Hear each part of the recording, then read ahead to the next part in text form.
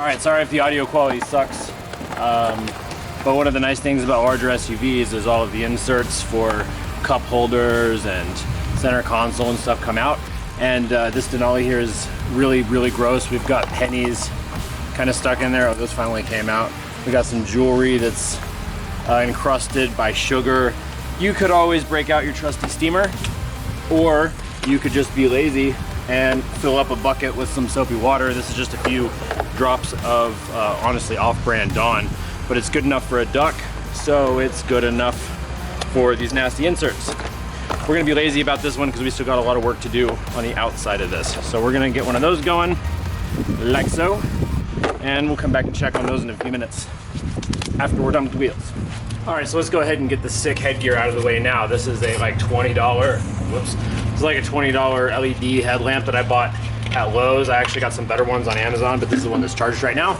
Really, really good for paint corrections, really good for interiors, really good for just being able to see the shit that you're looking at. And I'm probably coming off like a little bit of a Mcguire's whore today, although I have a wide diversity of products that I like. I just so happen to be using quite a bit of Mcguire's stuff today. This is the Detailer Series non-acid wheel and tire cleaner. You can add your own iron remover to it if the wheels really, really need it. This one honestly does not. So I got this pressure sprayer, probably online for around 20 bucks if I'm guessing. I go 1-to-1 strength.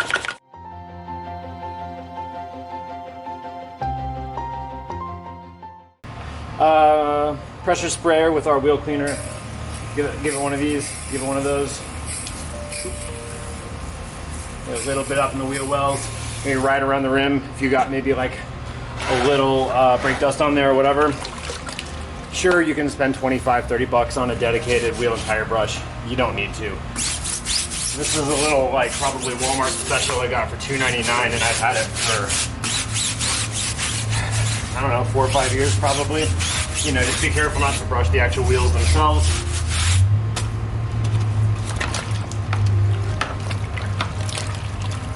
Let's get a nice soft brush so we don't scratch the wheel faces.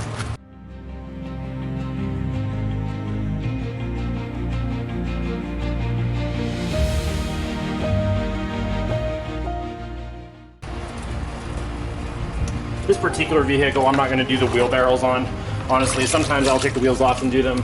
It's not necessary in this case because it's not going to really improve the overall look of the vehicle. But I do want to get the backs of the spokes. So I have this nifty little glove that I do for that.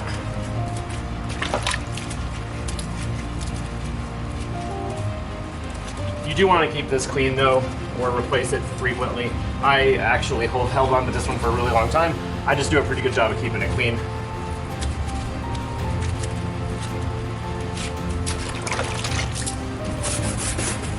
These fender wells are carpeted, which can hold on to a lot of dirt, but this one really didn't. It hasn't been off-roading or anything. It's just gone on a bunch of road trips.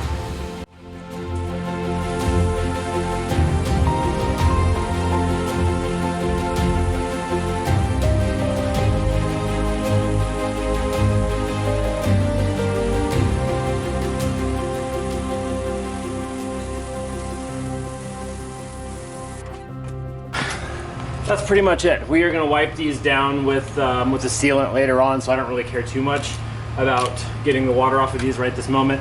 I do this before I wash the vehicle most of the time anyway, and then we'll cover tire dressing in a little bit. Would you also believe me if I said that you did all 4 of these pretty much the same way, so we don't got to do it 4 times?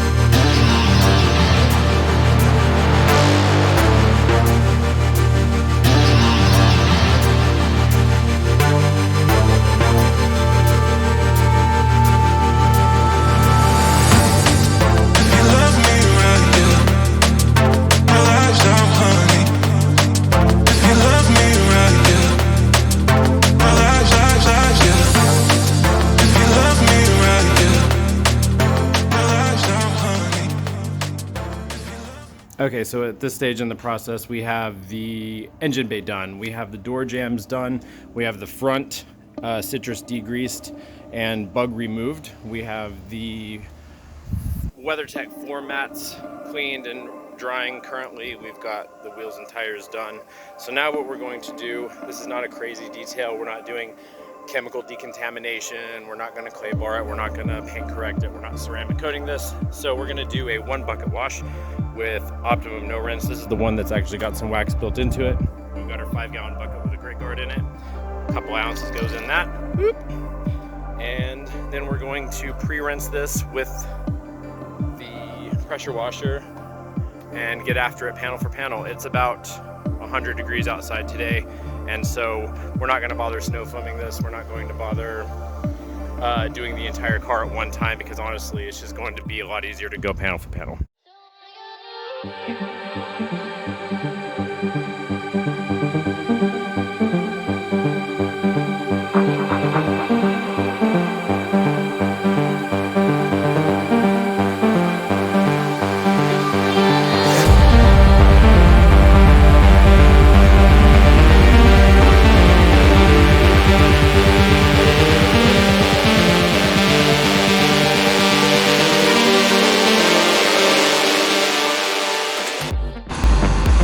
And then we're going to dry it with our favorite drying towel, which for me is the Autofiber Dreadnought XL. This thing is super sweet. It's one of my new favorite things.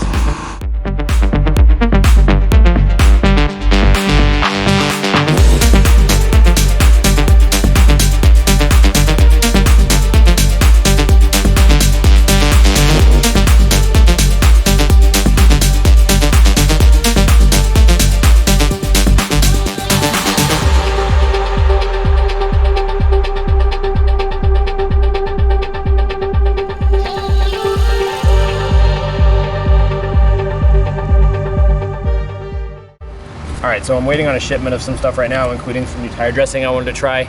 I guess this really is kind of a Mcguire's sort of day, but instead of some of the tire dressings that I usually use, I really like Tri-Nova. We're just going to use Mcguire's Detailer Hyper Dressing, which is a really cool, extremely versatile product. You can mix it anywhere from like 1 to 1 to like 1 to 10, depending on the level of sheen you're looking for. It's water-based. I don't think it has any UV protectant in it, but it's really cool for engine bays. I think you saw me use it in the engine bay video. So we're just going to spray it all around the tire and then just even it out with a little microfiber round. Nice thing about this versus like the spray-on oil-based or silicone-based tire dressings is you're not going to get any overspray in the wheel well or in the wheel wells or the tires. So it's really easy to work with, and you know, this is not a super high-end detail in terms of the service. So you know, I don't want to spend 50 bucks on products either.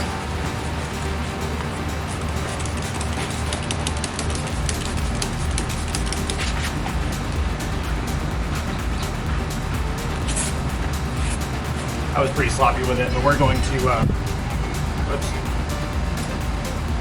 got my Bluetooth going. I was kind of sloppy with the application, but we are going to spray the wheels themselves down with a spray sealant here in a little bit anyway, so it's not that big of a deal. I'll just kind of get some of that excess with my round. Nothing crazy, just sort of a nice little satiny sheen, really easy to work with. Took me all of 5 seconds to apply it. Sometimes with big SUVs, you know, move it forward or back, you know, a few feet once you're done with your initial coating of dressing, because you might miss whatever was down here, depending on the tire size and whatever. Very common with like Jeeps and stuff like that. All right, so we've already washed the car. There's a lot of different ways you can approach doing glass. This Denali is in really, really good shape, and the glass doesn't have like a ton of embedded contaminants or anything like that. But it did just get back from a road trip to Cali, and we are in Texas. So it's seen a couple of bugs and that kind of thing. My 2 favorite glass cleaning microfibers are standard waffle weave. I don't even remember what brand this is, something Amazon. And then this is like a crinkly situation. I'm pretty sure this is a Griot's rag. Always like my ammonia-free, this is spray away glass cleaner. Isopropyl is really great. And surprisingly few people use steam for their glass cleaning needs, but it works really, really good. It's a really good degreaser, and it costs you, you know, nothing. This is my portable little Microfibers 1270. We also have a 1385, I think. So I think I'm going to start with steam.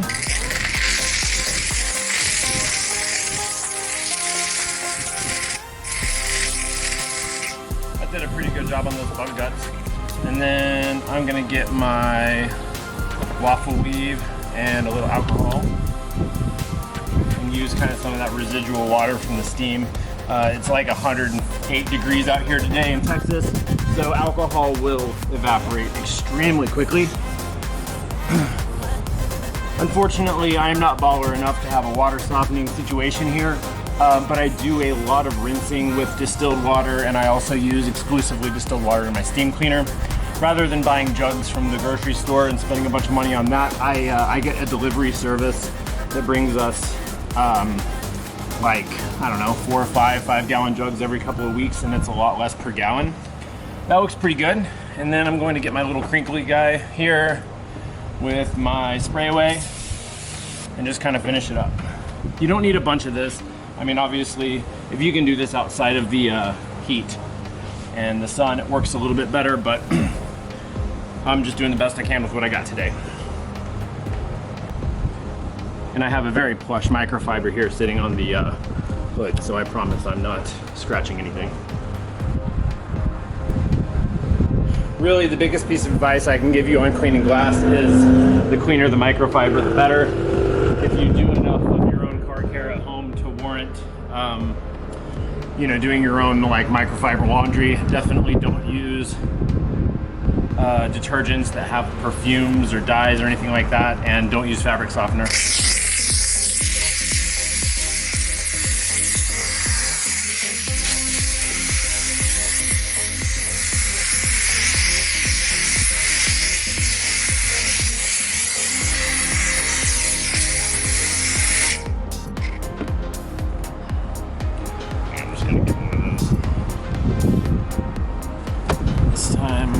Waffle weave, double back the other way, so I'm using a clean side.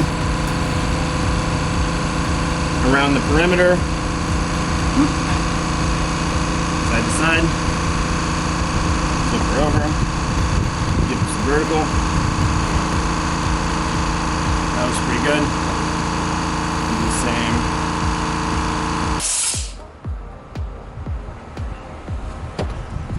with the crinkle cut situation. It's not a French fry, it's a microfiber. I don't know what it's called.